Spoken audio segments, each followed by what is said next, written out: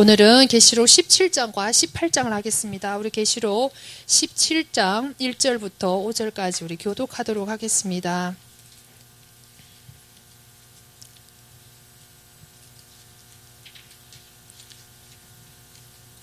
계시록 17장 1절부터 5절까지 교독하도록 하겠습니다.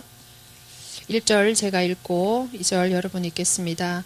또 7병을 가진 7 천사 중 하나가 와서 나와 이야기하며 내게 이르되 이리 오라. 많은 물들 위에 앉아있는 큰 음녀가 받을 심판을 내가 내게 보여주리라.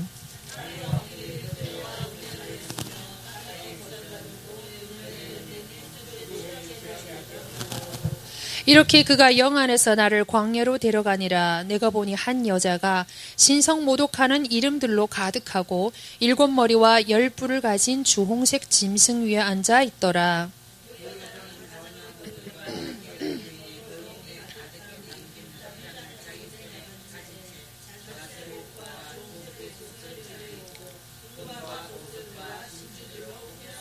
(5절) 같이 읽겠습니다. 그녀의 입 안에는 신비 큰 바벨론 땅의 창녀들과 가증한 것들의 어미라는 한 이름이 기록되어 있더라. 아멘. 네. 어쨌거나 저희가 16장까지 계시록 16장까지 지금까지 이제 살펴봤죠. 그래서 16장까지는 우리가 계시록의 전반적인 37, 7인, 7 나팔, 7 대접에 대한 내용을 16장까지 다 보게 되었습니다. 그래서 이제는 계시록 끝자락에 오게 되었는데요. 오늘은 17장과 18장을 통해서 이 음녀와 또 이 종교적인 바벨론과 또 물질적인 바벨론에 대해서 나누고요. 그리고 이제 더 남은 두 강을 통해서 22장까지 나누도록 하겠습니다. 어떻게 계시록을 사실 도표도 없이 또 이렇게 한다는 게 어려운 건데, 그래도 여러분들이 전체적인 이제 구도, 1장부터 11장까지는 또 이러한 조감도다, 또 12장부터 22장까지는 상세부다라는 것과 또 37만 기억하셔도, 굉장히 큰 거라고 제가 말씀드렸었죠. 그래서 계속 들으면 또 어차피 또 강해도 하고 책도 나왔기 때문에 계속 여러분 듣다 보면 이게 계시록일 뿐만 아니라 또 전체적인 성경의 이러한 구조들이 열릴 줄로 믿습니다. 그래서 오늘은 17장과 18장, 정말 10사람의 10분의 강사를 만나면 10분의 해석이 다 달라요. 왜 기독교만 이런지 모르겠어요. 그래서 특히 계시록 같은 경우도 제가 저번 주와 이번 주도 거쳐서 한국의 또 대표적인, 또 요즘 또 제일 잘 나가고 또 계시록을 너무나도 잘 풀어서 수십만 명 조회수를 찍은 분들의 거를 또 이제 봤어요. 한 두세 사람 거를 쭉 보면서 나중에는 좀 너무 마음이 아프다 못해서 눈물이 나더라고요. 왜 이렇게 우리 기독교만 한 성경, 한 계시록, 또 한 종말을 우리가 맞이하는데 메시지 해석은 10사람이면 10사람이 어때요? 다 다르죠. 저희가 지금 계시록을 보는 구도는 전천년설이죠. 전천년설도 천년왕국을 인정하는 사람들 가운데서도 해석이 어떨까요? 다 달라요. 그래서 정말 성도님들의 입장에서는 굉장히 혼란스럽고 도대체 어떤 것이 맞을까 이런 생각이 들 수도 있겠지만, 하지만 우리는 하나님이 구약대하고는 달라서 우리에게 직접 성령님께서 우리 마음에 계시고 그분이 직접 가르치시고 우리 사모하는 것만큼 또 기도하는 것만큼 연구하고 또 우리가 묵상하는 것만큼 하나님께서 열어주실 줄로 믿습니다. 그래서 낙심할 것이 아니라 하나하나 우리가 이것이 맞냐, 성경을 가지고 성경을 풀고 또 성경을 가지고 이렇게 비춰보다 보면 하나하나 열 줄로 믿습니다. 그래서 오늘 우리 계시록 17장, 여기 음녀와 짐승에 대해서 나오죠. 계시록 17장과 오늘 18장을 할 건데요. 17장은 큰 음녀인 종교 바벨론 가톨릭에 대해서 설명하는 내용입니다. 그래서 이 17장에는 큰 3가지 중요한 이제 내용들이 나오고 있는데, 이 음녀는 도대체 누구일까? 그리고 음녀와 적그리스도, 짐승의 관계를 나타내는 내용이 있고요. 또 음녀의 심판에 대한 내용이 지금 17장 전반부에 의해서 나오고 있어요. 그래서 3가지 부분에 나오고 있죠. 저희가 13장 적그리스도에 대해서 설명드릴 때 17장 잠깐, 시간이 없어서 잠깐 이렇게 흘러가듯이 봤었잖아요. 그래서 이러한 음녀는 누군지, 또 이 음녀와 적그리스도의 관계는 어떤지, 또 이런 3년 후 3년 반 대환란 가운데 또 지금 오늘 보는 17장에 나오는 이 종교적인 바벨론, 즉 로마 가톨릭이 어떻게 망하는지 이런 부분도 다 17장에 나와 있습니다. 그래서 17장은 너무나도 중요한 것이고, 우리 계시록 2장과 3장 아시아의 7교회 중에 두아디라 교회를 저희가 볼 때 이제 이세벨에 대한 이 부분을 상세하게 나눴었잖아요. 그래서 사실은 계시록 2장에 또 3장에 나오는 그 두아디라 교회와 버가모 교회로부터 시작해서 두아디라 교회를 거쳐서 지금 17장과 18장 이렇게 연결이 되어 있는 부분이에요. 그래서 이 조감도인 1장부터 11장의 내용은 전반적인 이러한 중심을 이렇게 나타냈다고 한다면 12장과 22장에서는 하나하나 주제별로 상세하게 이렇게 나와 있다고 말씀드렸었잖아요. 그렇다면 이 모두가 각 장이 따로따로 되어 있는 게 아니고 다 어떻게 되어 있을까요? 연결되어 있다라는 걸 우리가 알 수가 있어요. 그래서 그런 면에서 오늘 17장과 18장, 특히 17장에도 이러한 중요한 내용들을 저희가 살펴볼 것입니다. 그래서 여러분들이 구약 성경 한 군데를 좀 펼쳐 놓으시고 같이 이제 보도록 할 건데요. 역대하 18장 1절.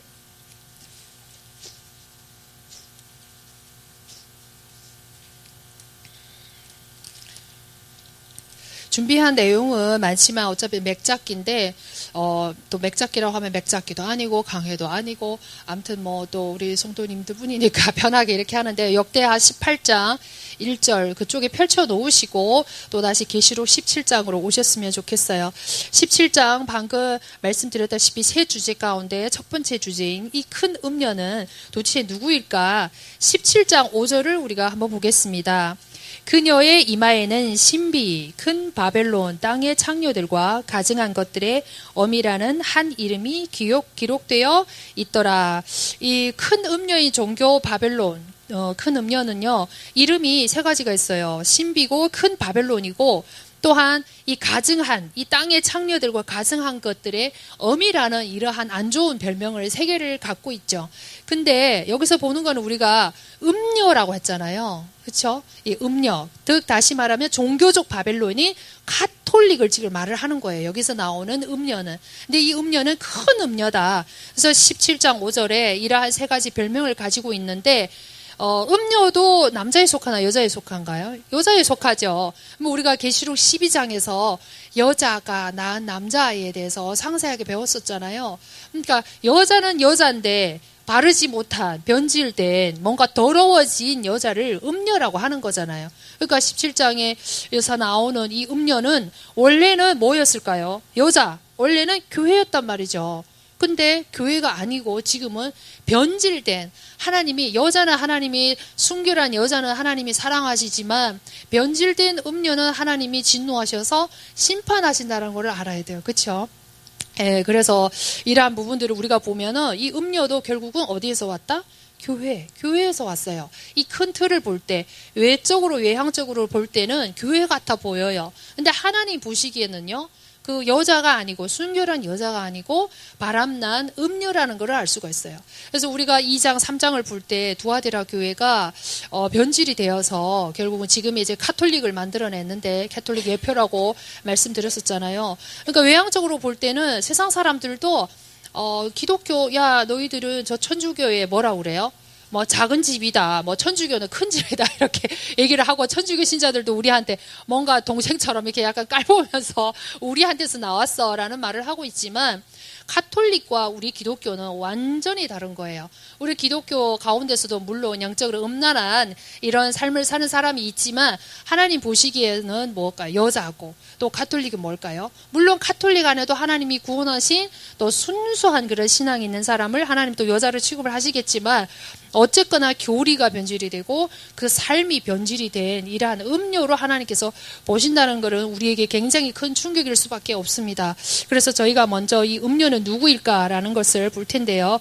17장 5절에 세 가지 별명을 갖고 있는데, 음료에 보면 1절에 보시면 이 음료가 많은 물들 위에 앉아있는 큰 음료라고 말하고 있어요. 많은 물들 위에 앉아있는 음료. 이 물들은 17장 15절에 보면 이 물들은 백성들과 무리들과 민족들과 언어들이니라.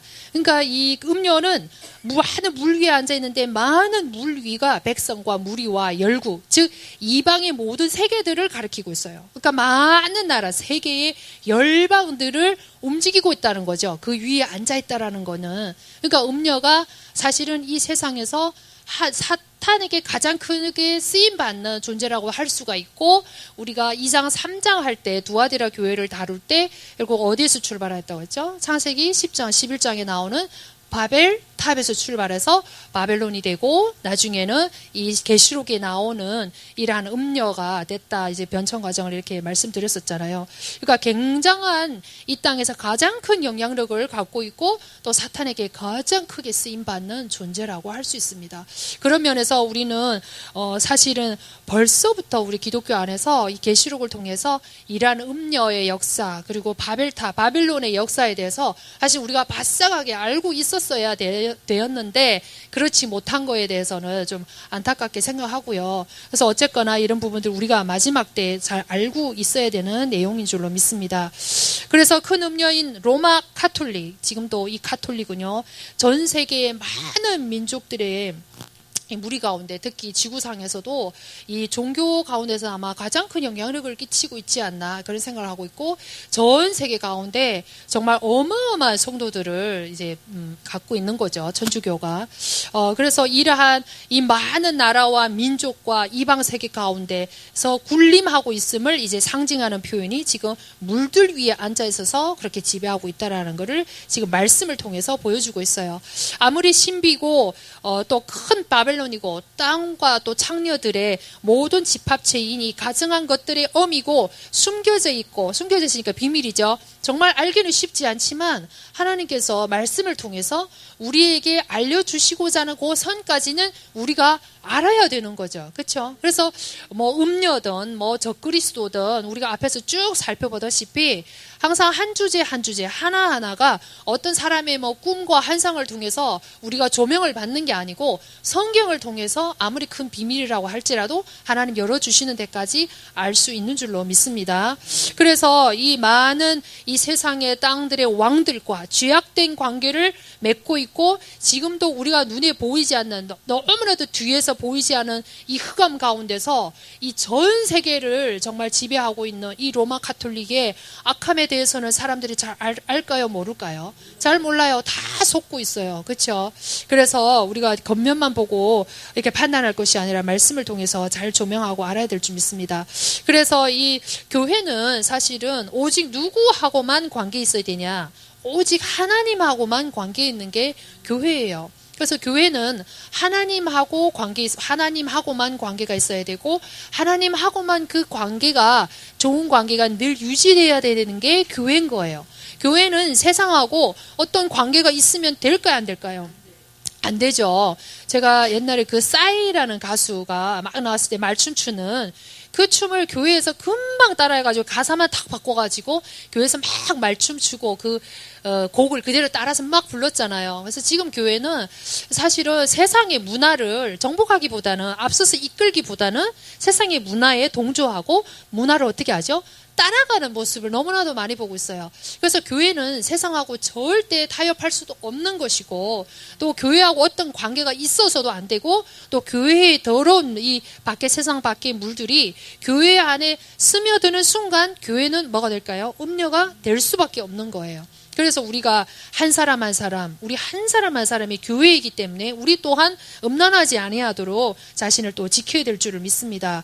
그래서 이 교회라는 것은 정말 순결을 지켜야 되는 것이고 행음하고는 상관없어야 되는데, 로마 카톨릭은 그렇지 않죠. 그래서 음란의 그 정도가 어느 정도인지 또한 우리가 성경을 통해서 볼 필요가 있습니다. 큰 음녀는 계시록 2장에서 세상과 결혼한 교회가 있습니다. 그 교회가 버가모 교회였죠. 버가모 교회에서 시작하여서 이 두아디라 교회로 완성되는 것으로 나타났고, 오늘날도 존속할 뿐만 아니라 주님이 재림할 때까지 있을 교회가 로마 카톨릭입니다. 그러면 그때까지 주님 오실 때까지 있다가 결국 적그리스도에 의해서 심판받게 되는데 그때까지 존속하고 존재한다라고 하면 활동을 할까요, 안 할까요? 사탄이 그때까지 감금되지 않기 때문에 심판을 받지 않기 때문에 그때까지도 그 가증한 것들과 죄악된 것들과 더러운 일들을 계속 할 것이라는 것을 우리가 알아야 됩니다.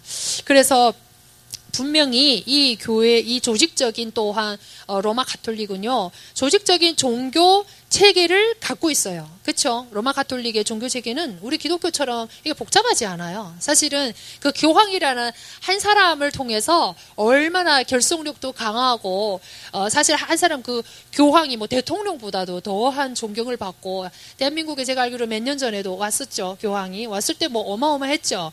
근데 우리 기독교만은 이렇게 다 갈라져 있고 한데 참 안타까운 일인데 이 로마 가톨릭은 그렇지 않아요. 정말 하나로 똘똘 뭉쳐서 지금 체계를 갖고 이렇게 역사하고 있음을 우리가 볼 수가 있습니다. 그렇다면 종교인 로마 가톨릭은 종교일까요? 아니면은 어떤 국가일까요? 이런 것도 잘 모르시는 분들이 많으세요. 네, 분명히 로마 가톨릭은 종교죠. 종교인데 또 체계나 조직은 또 뭐를 갖고 있죠? 나라의 조직 체계를 갖고 있어요. 그래서 분명히 나라라고 말을 하진 않아요. 우리는 국가라고 말을 하지 않지만 사실은 국가의 모든 체계를 다 갖추고 있으면서 또 종교적인 체계를 완벽하게 갖추고 있는 이 종교가 로마 가톨릭이에요. 그렇죠?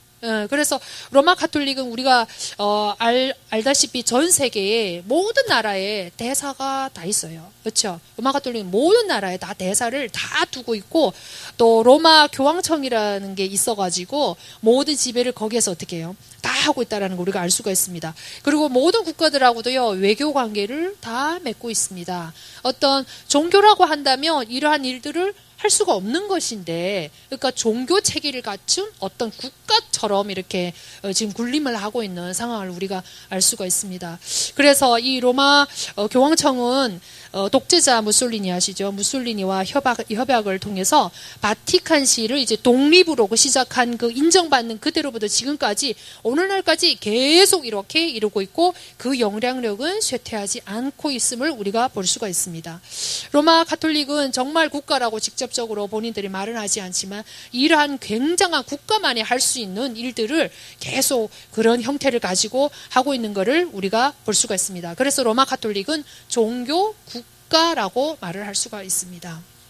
그러면 저희 세계에서 가장 영향력이 있는 나라가 미국이잖아요.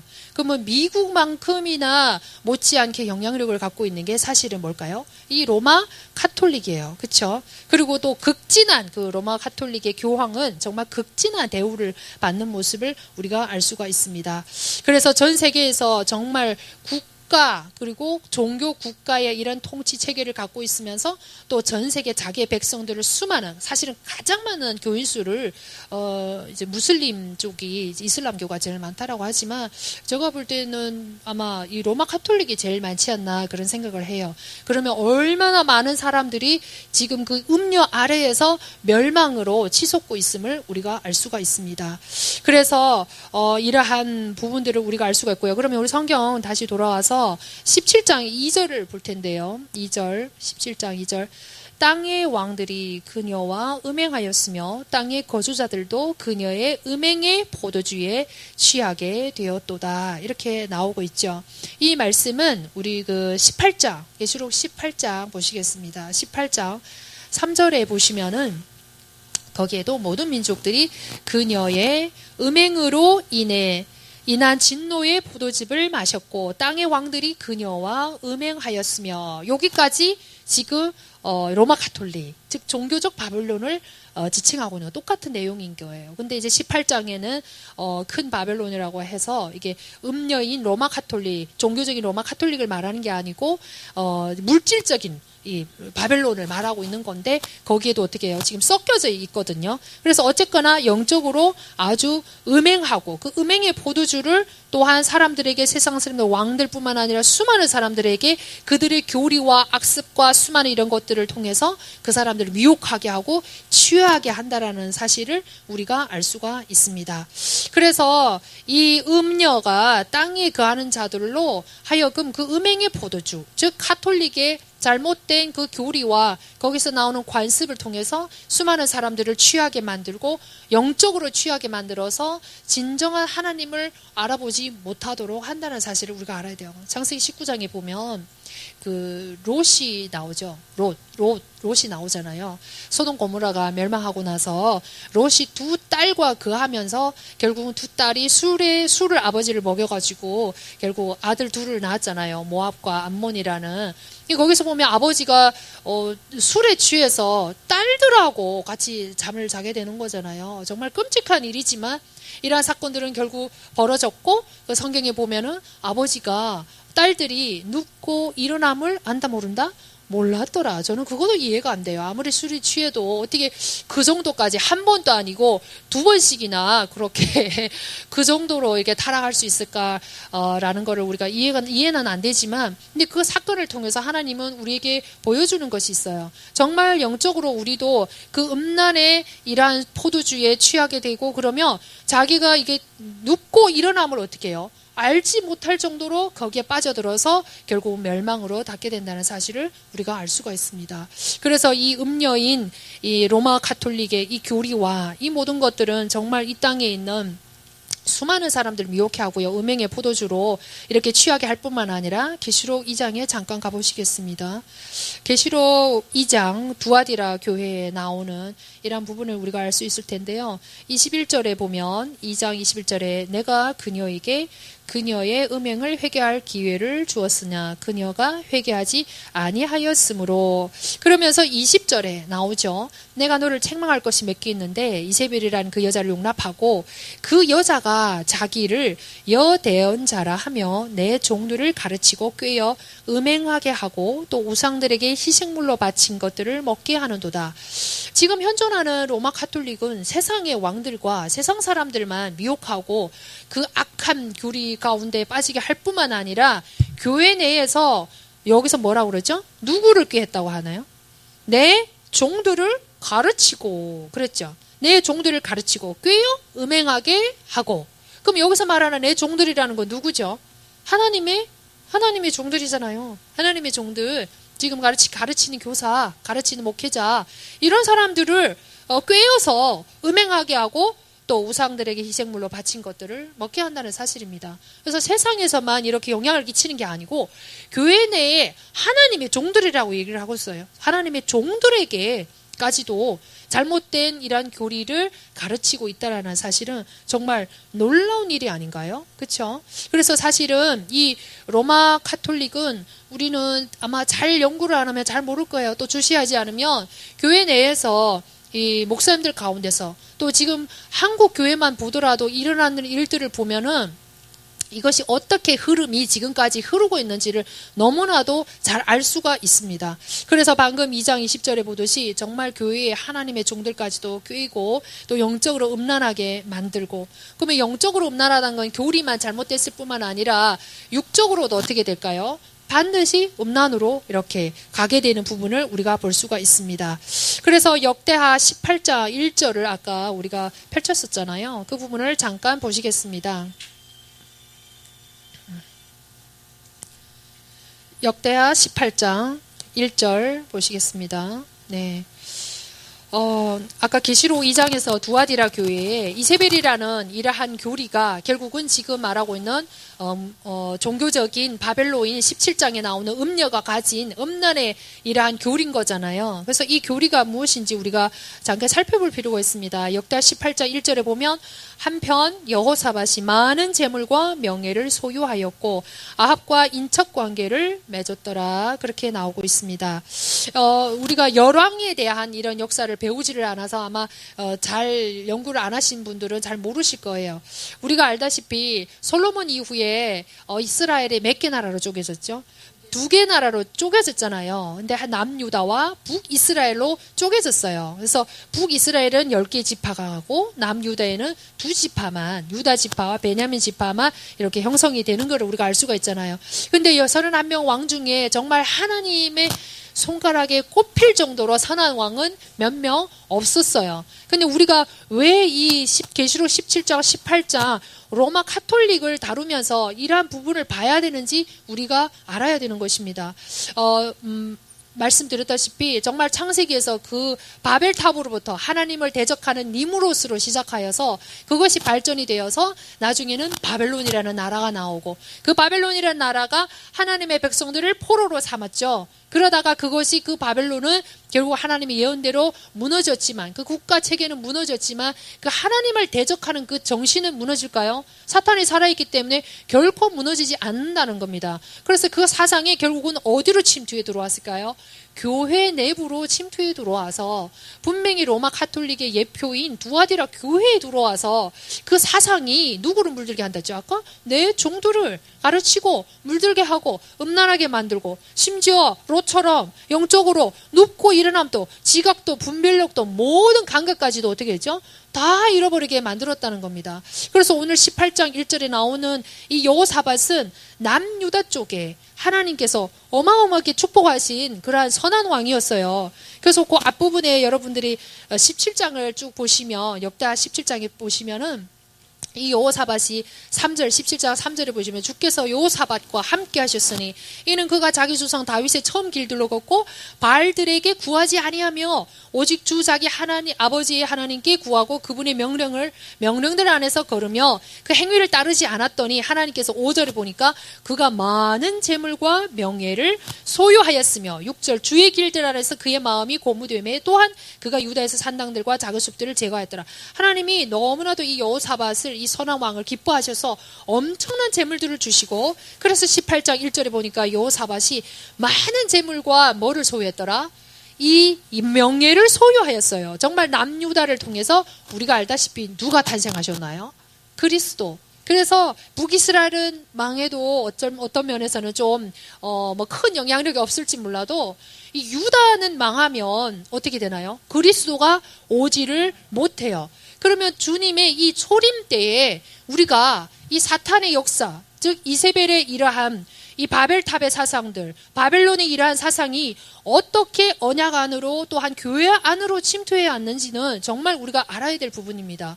그래서 이 남유다 가운데 여호사밧이라는 왕이 정말 그 역대 열조의 왕들과 같지 않은 하나님을 잘 섬기니까 하나님이 엄청나게 이제 축복했는데, 18장 1절에 보니까 많은 재물과 명예를 소유했는데 갑자기 누구하고 인척관계를 맺었다고 나오죠? 아합왕은 워낙 악명이 높은 사람이라 우리가 다 잘 알잖아요. 북이스라엘 가운데서도 여자를 잘못 만나가지고 이세벨이라는 악녀를 만나가지고 완전히 자기 나라만 말아먹은 게 아니에요. 그래서 이 북이스라엘은 늘 악을 많이 행했잖아요. 근데 남유다 쪽으로는 이렇게 섞이지를 않았어요.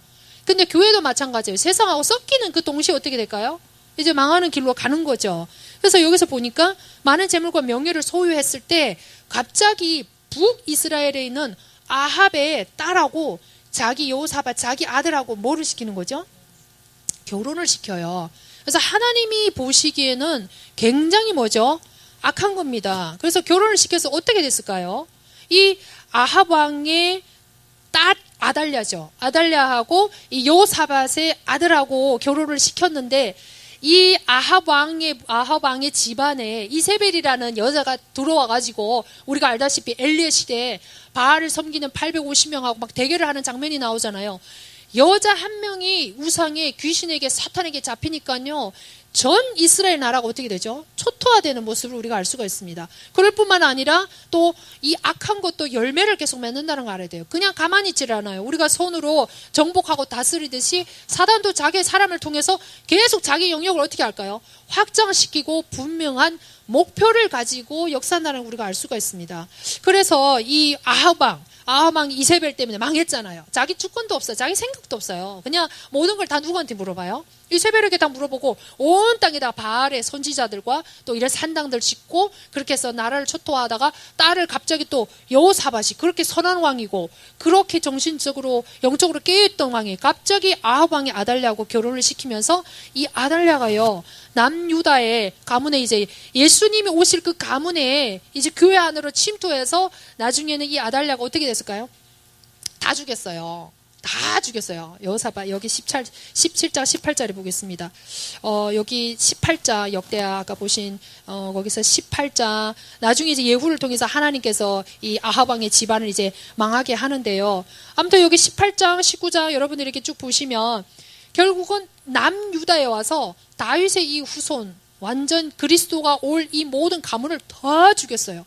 다 죽여서 몇 명만 남냐? 아마 이거 성경을 읽으신 분들은 아실 거예요. 그 뒤에 22장에 한번 보셔요. 22장의 10절에 보면 한편 아하시아의 어머니 아달랴가 자기 아들이 죽은 것을 보고 일어나 유다의 집에서 왕가의 모든 씨를 멸하였으나 왕의 딸 여호사밧이 아하시아의 아들 요아스를 취해 죽임을 당하는 왕의 아들들 가운데 그를 훔쳐낸 뒤 그와 그의 유모를 침실에 두었더라. 그래서 이 12절에 그가 그들과 함께 하나님 집에서 6년을 숨어 있는 동안 아달랴가 그 땅을 통치하였더라. 아달랴가요 모든 왕의 자녀들을 다 어떻게 했어요? 유다의 집에서 있는 왕가의 모든 씨를 어떻게 했다고 했어요? 여기 10절에 씨를 멸했다고 했어요. 씨를 멸하고 나서 그 한 명을 훔쳐가지고 숨겼는데 그것이 요아스잖아요. 그 요아스만 한 명 남고 그걸 몰랐어요. 근데 요아스만 숨겨서 6년 동안을 숨어서 키웠는데 그동안 누가 통치했다고 했어요? 남유다를? 12절에 아달랴가 유다를 통치하는 왕이 됐어요. 유다를 통치하는 왕. 그 왕가의 모든 왕자들 다 어떻게 했죠? 다 죽이고 자기가 뭐가 됐다고요? 자기가 왕이 됐어요. 근데 하나님께서는 결국은 하나님이 그 씨를 그리스도를 태어나게 하시기 위해서 그 씨를 하나 보존하신 게 누구죠? 요아스. 그래서 23절 1절에 요아스가 유다의 왕이 된 거잖아요. 아달랴가 나중에는 남유다의 왕이 됐어요. 자녀들 다 죽이고 왕자들 다 죽이고 왕이 된 모습을 우리가 알 수가 있습니다. 그렇다면 이러한 부분을 통해서 이세벨의 영이 결국은 그 왕가의 씨를 멸한 거잖아요. 지금도 이세벨의 이 영이 교회 안에서 얼마나 크게 영향력을 끼치고 있는지는 여러분 잘 모르실 거예요. 정말 이 교리를 방금 말씀드렸다시피 정말 계시록 하나를 강의하는데도 10인 10세계예요. 그 정말 대한민국을 대표하고 전 세계를 대표한다라는 무천년설이든 뭐 어떤 신학계 이런 대표 주자들이 하는 해석이 10명이면 해석이 몇 개라고요? 10개. 제가 알기로도 장로교회가 교파가 몇 개라고요? 400개 이상이 되잖아요. 그러면 이러한 부분들이 어디에서 다 나온 것일까요? 로마 카톨릭 물론 뭐 전체적인 부분에서 가장 큰 비중을 차지하지만 이것이 결국 누구의 역사라는 거죠? 사탄의 역사라는 거예요. 그래서 교회 안에 하나님의 초림 때에 결국 왕가의 씨를 다 말려서 누구를 탄생 못하게 하려고 예수님의 초림, 예수님을 오지 못하도록 역사하려고 이세벨이란 여자과 그녀의 딸인 아달랴를 통해서 남유다가 정말 씨가 완전 마를 뻔했어요. 그러니까 지금도 이러한 세상에 잘못된 이러한 관습들이 교회에 들어오기도 하지만 사실은 제일 큰 음행은 어디서 오냐면 교리에서 오는 거예요. 성경은 철저한 교리책입니다. 성경은 우리를 구원받게 하는 교리책인 것이고요. 또 전체적인 하나님의 왕국에 대한 교리의 책입니다. 그래서 이 교리는 뭘까요? 신학이라는 거를 통해서 교리를 어떻게 할까요? 변경을 시켜서 그 잘못된 교리 안에 사람들이 다 어떻게 하죠? 취하고 그 속에 다 빠져들어가고 자기가 눕고 일어남도 몰라요. 이것이 틀린지 맞는지도 모를 정도로 지각이 다 둔해진 거죠. 그래서 정말 성도님들 보면 안타깝지만 우리도 하나님 앞에 가서 핑계 댈 것이 없는 게 지금 신약 시대는 만인 제사장이고 성령 시대고 은혜의 시대이기 때문에 성령님이 우리가 원하는 것만큼 우리에게 생각나게 하시고 가르쳐 주시고 사모하는 것만큼 네가 나를 가까이 하고 네가 나를 찾으면 내가 너를 만나게 해준다는 시대이기 때문에 우리 성도님들 한 분 한 분 어떤 목사님을 의지할 것이 아니라 철저하게 성경을 어떻게 하게 해달라고? 깨닫고 알게 해달라고. 목사님 말씀도 그런가 하여 항상 연구하고 항상 기도하고 그 기도를 제일 많이 해야 될 줄로 믿습니다. 그래서 이러한 역사를 보면 정말 아달랴와 이런 이세벨이라는 이러한 영들, 이러한 잘못된 교리들, 잘못된 이러한 이교도들의 관습들과 이런 더러운 음란의 것들이 들어와서 뭐를 만들었어요? 그냥 바알을 섬기는 그걸 통해서 그냥 하나로 만들어버렸어요. 이세벨이. 그렇죠? 그 여자 하나 시집 오므로 인해서 하나님은 온데간데도 없이 그래서 구약의 이런 열방들의 역사를 쭉 보면 하나님이 항상 바알을 섬기는 데서 떠나고 그들을 멀리할 때 산당들을 제할 때 하나님께서 항상 축복을 내리셨잖아요. 그러니까 이세벨이 오니까 그냥 어떻게 돼버린 거예요? 전 나라 전체가 바알 섬긴. 이 바알은 누구죠? 사탄. 네, 사탄이잖아요. 그 아들 우리가 배웠잖아요. 그러니까 요 하나로 되는 종교 통합을 그냥 단번에 이뤄냈어요. 그래서 이러한 부분들을 통해서 자기가 통합, 그럼 요즘 지금의 로마 카톨릭은 전 세계 종교 통합을 이루는데 가장 앞장서서 하고 있잖아요. 그래서 여러분들 보셨나요? 유튜브에 목사고 그리고 중하고 뭐 다 종교가 다 그냥 같이. 그래서 예수님, 부처님 뭐 이렇게 하면서 다 하고 나중에도 기도할 때도 예수님 이름으로만 하는 게 아니죠. 종교 통합에 앞장선 게 누구라고요? 종교가?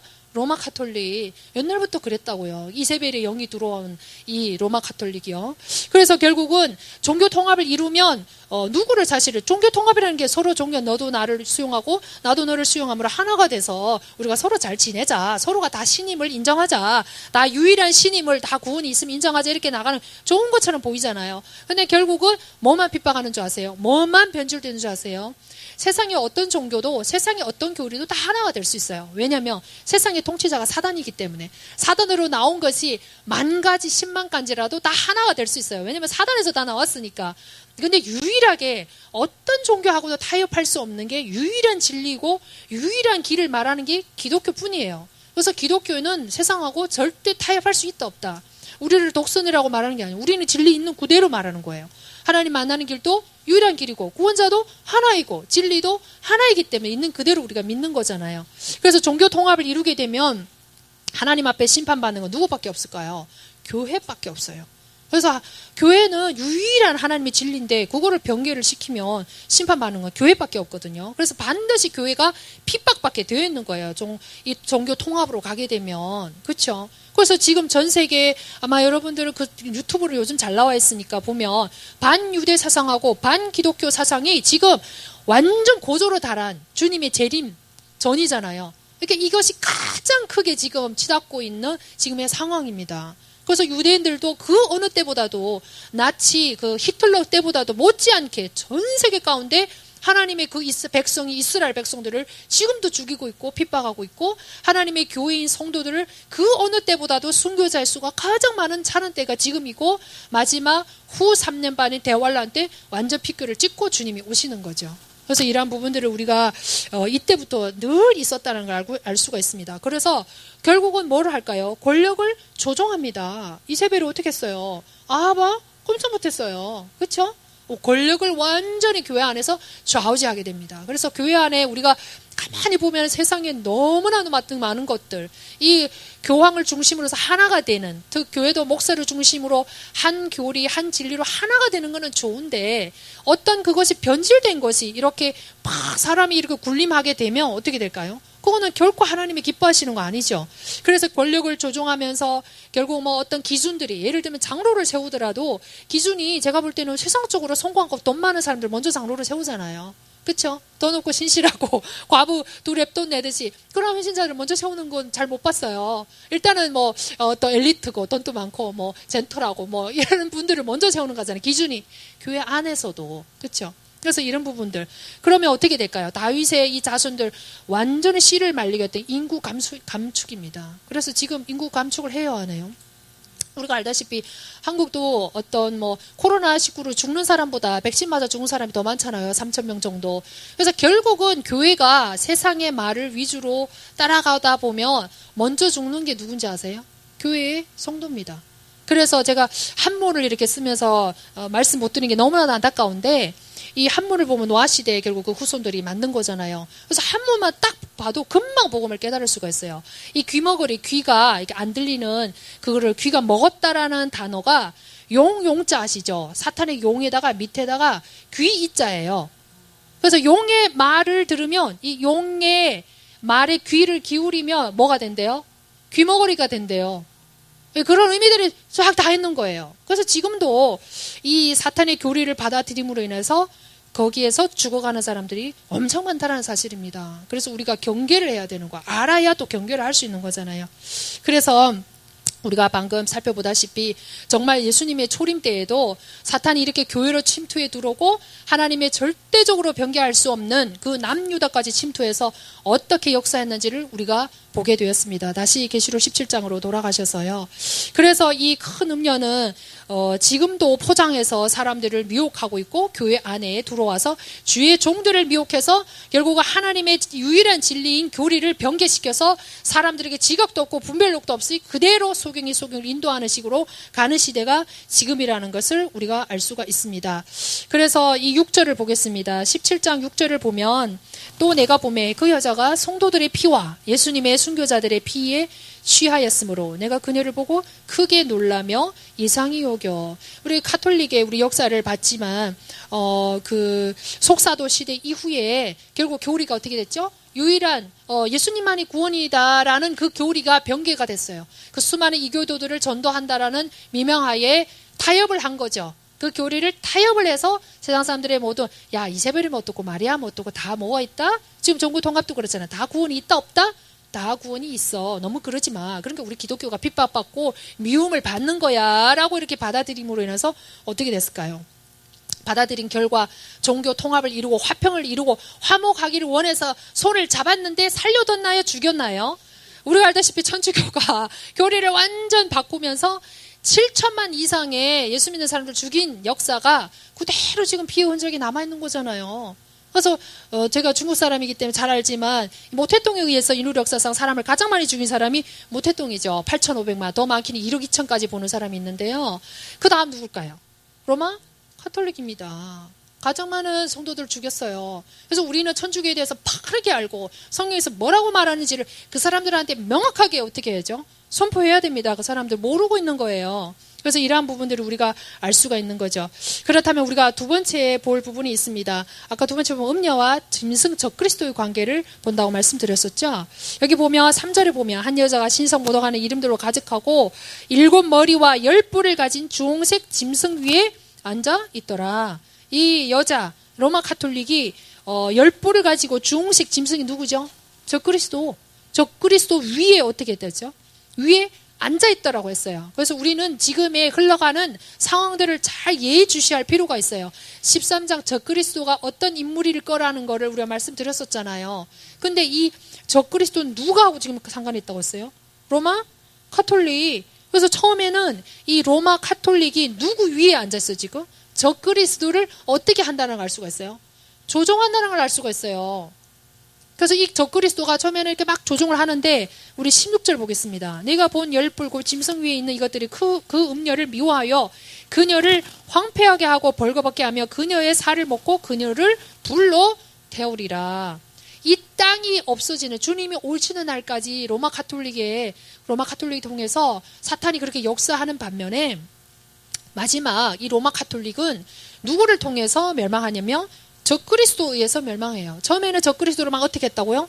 조종을 했잖아요. 그 위에 타서. 근데 나중에는 적그리스도가 어떻게 했죠? 적그리스도가 로마 카톨릭을 없애버려요. 적그리스도에 의해서 모든 종교들이 로마 카톨릭뿐만 아니고 다 어떻게 될까요? 다 사멸해요. 다 사멸하고 나서 자기가 누구라고 그러는 거예요? 자기가 하나님이다. 내가 하나님이야. 그래서 내 우상을 어떻게 알아? 섬겨라. 안 섬기면 어떻게 하는 거예요? 죽이는 거예요. 그것도 어디에서요? 예루살렘에서. 왜 예루살렘일까요? 예루살렘은 누가 죽은 곳이에요? 예수님이 태어나고 예수님이 거기서 죽으시고 승천하시고 부활하시고 예수님이 다시 오실 곳도 예루살렘인 거예요. 그렇죠? 그곳에서 사탄이 뭐라고 그랬어요? 처음에 타락할 때 하나님께 대항했을 때 내가 높이 올라가서 하나님의 그 산들 위에 하나님의 꼭대기에 앉아서 내가 뭐 하겠다고 했어요? 하나님이 되겠다고 그랬잖아요. 지금 여기도 지금 어떻게 나오고 있나요? 맨 꼭대기에 앉아서 모든 종교들을 다 타파하고 나 하나만 섬기라. 유일신 나야. 나를 섬겨라고 말하는 때가 후 3년 반이 적그리스도가 왕노릇하는 시대라는 걸 우리가 알 수가 있습니다. 정말 끔찍한 일이지 않은가요? 정말 우리가 듣고 들어도 이러한 시대, 이러한 환란을 제가 요즘 보니까 두 가지 견해가 지금 가장 주류를 이루고 있어요. 하나는 대환란을 다 통과한다. 휴거 따위는 없다. 뭐 이러면서 대환란은 다 통과한다. 그러니까 환란을 통과할 준비를 하라고 그래요. 또 하나는 뭐죠? 네가 뭐 강도처럼 살았던, 뭐 네가 음란하게 살았던, 네가 바울처럼 살았던 상관없이 너희들은 다 어떻게 된다? 다 휴거된다. 그럼 얼마나 좋겠어요. 근데 하나님은 너무나도 공의로우신 분이에요. 바울은 바울에게 걸맞는 상을 주시는 게 공의로운 하나님인 거고, 그렇죠? 강도처럼 살았으면은 또 강도에 대한 그런 상급이 없는 게 하나님이 공인 거예요.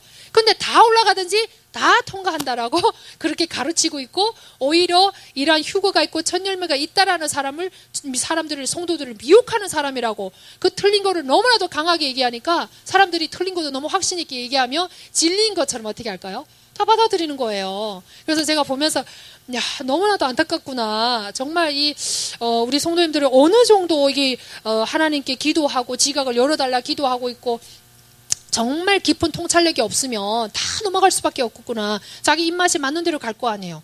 저 같으면 다 올라간다는 대로 갈 거예요, 아마. 다 얼마나 좋아요. 다 통과한다는 데보다는. 그렇죠? 그래서 아무튼 이러한 교리 가운데 이렇게 빠져서 다 있음을 볼 수가 있습니다.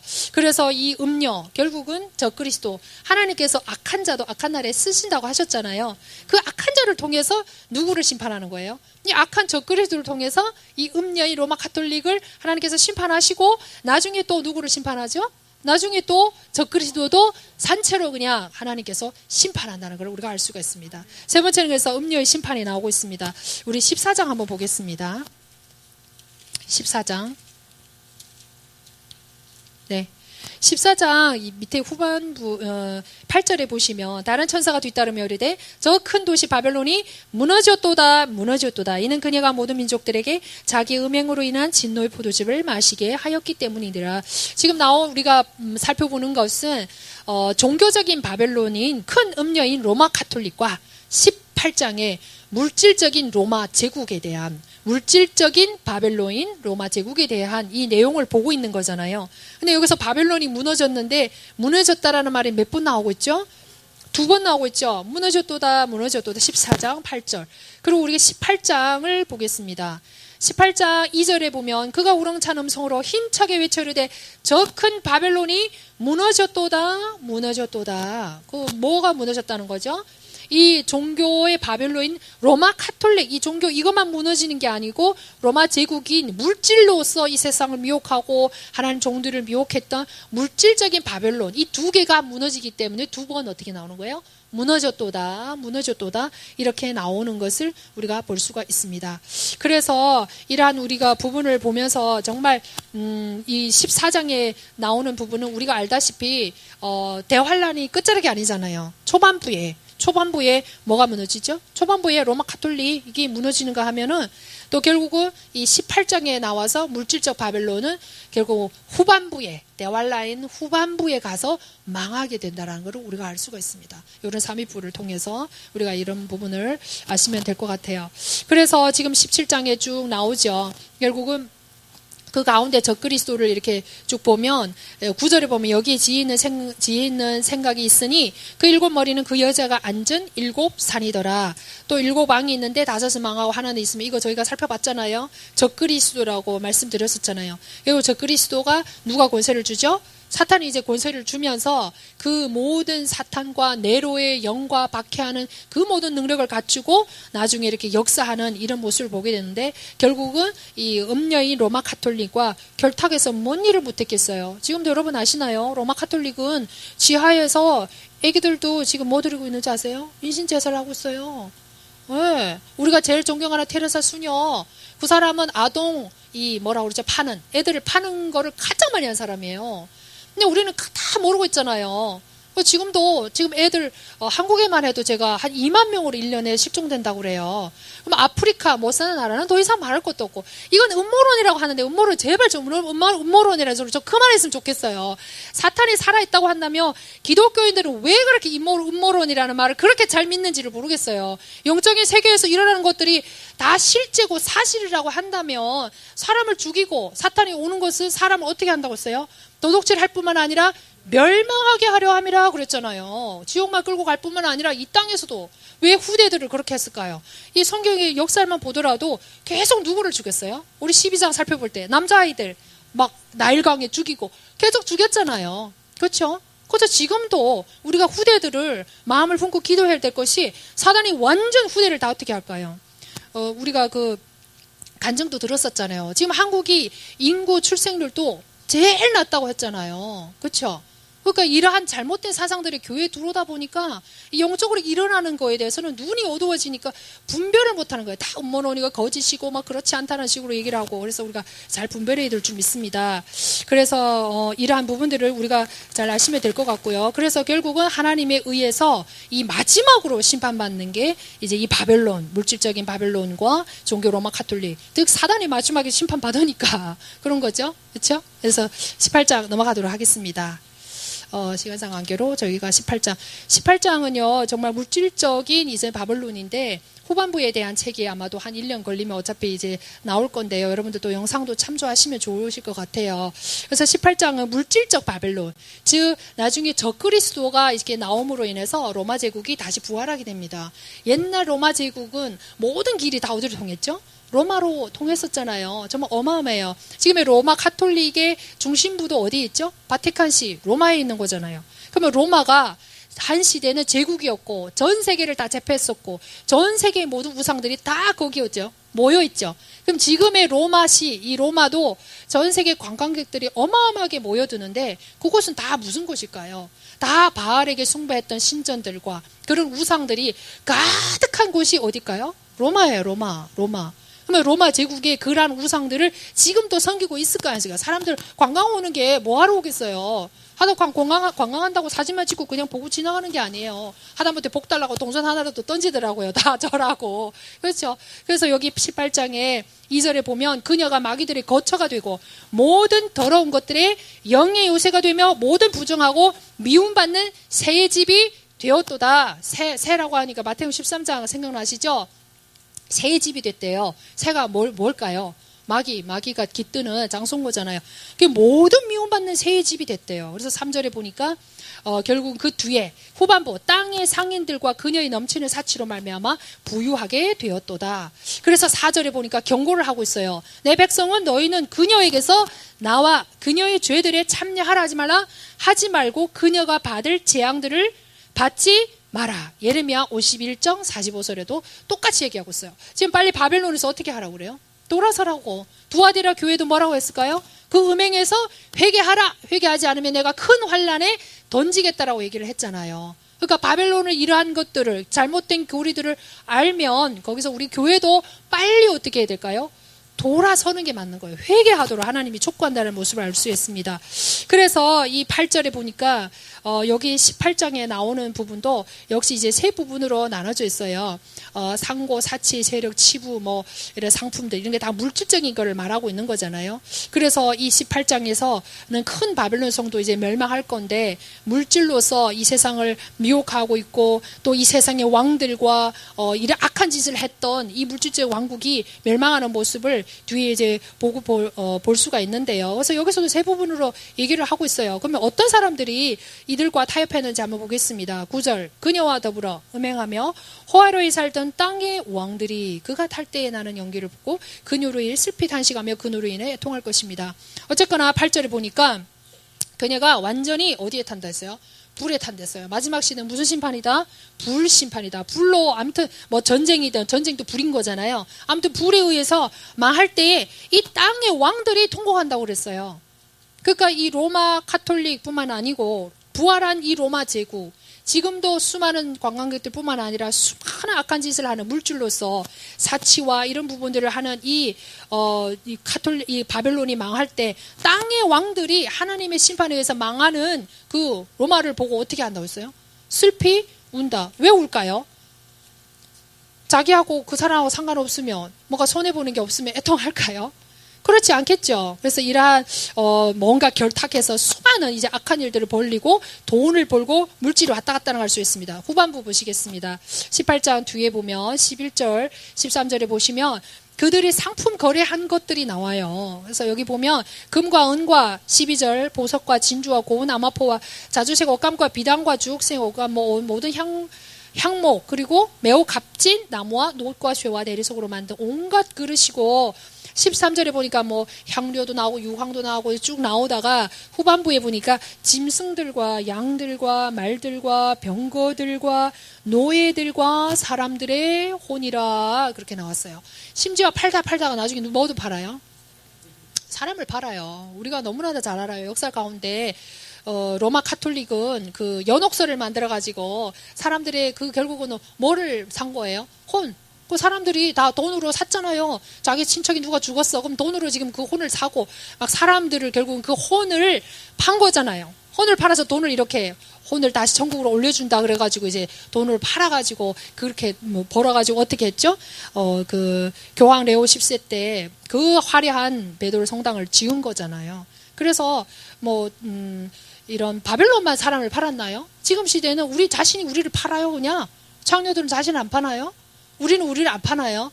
우리도 우리의 청춘을 팔잖아요. 돈이라 하면 다 못할 게 없잖아요. 다 팔고 있는 거잖아요. 그러니까 이 세상은 만몬신, 사단을 통해서 만몬신을 잡고 군림하는데 이러한 부분들이 다 어디서 나왔다고요? 다 바벨론 여기서 나왔다는 걸 알 수가 있습니다. 그래서 땅의 상인들이요. 12절 13절 보면 땅의 상인들이 막 이 물질적인 로마 제국이 망하는 걸 보면서 어떻게 하죠? 애곡한다라는 걸 알 수가 있습니다. 그리고 이제 사람까지 이제 팔던 이러한 역사는 결국 하나님의 마지막 이제 대환란 가운데 마지막 심판으로 이렇게 끝나는 것을 우리가 알 수가 있습니다. 17절부터 19절까지는요.